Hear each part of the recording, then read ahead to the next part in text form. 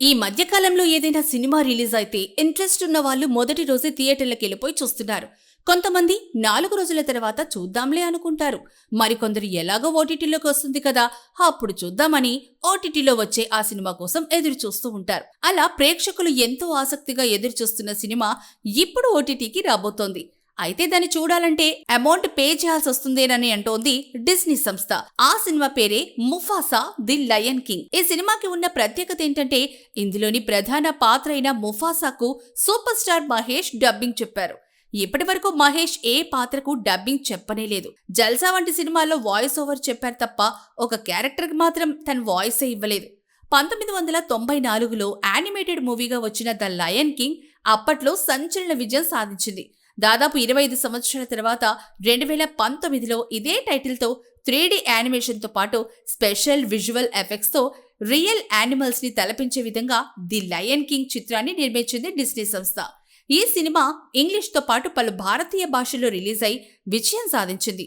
దానికోసం ఆయా భాషల్లోని పాపులర్ నటీనటులతో సినిమాలోని ప్రధాన పాత్రలకు డబ్బింగ్ చెప్పించారు. అలా తెలుగులో నాని, జగపతి బాబు, రవిశంకర్, బ్రహ్మానందం, అలీ, షేకింగ్ శేషు వంటి నటులతో the Lion King Telugu version రూపొందింది. ఈ సినిమా తెలుగు రాష్ట్రాల్లో కూడా ఘన విజయం సాధించింది.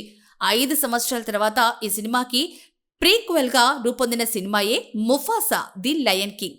ఈ సినిమా 2024 డిసెంబర్ 20న ప్రపంచ వ్యాప్తంగా విడుదలైంది. అలాగే భారతదేశంలోని పలు భాషల్లో కూడా అదే రోజున విడుదలైంది.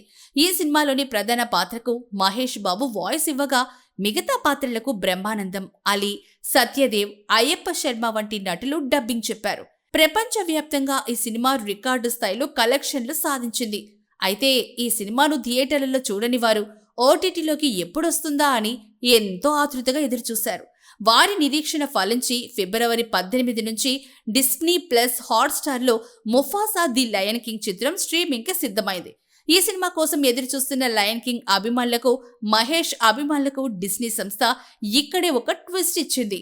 ఈ సినిమాను ఓటీటీలో చూడాలంటే కొంత డబ్బు పే చేయాల్సి ఉంటుంది.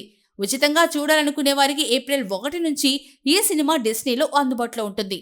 డిస్నీ ప్లస్ హాట్స్టార్లో తెలుగు, తమిళ్, హిందీ భాషల్లో Mufasa the Lion king release కాబోతోంది.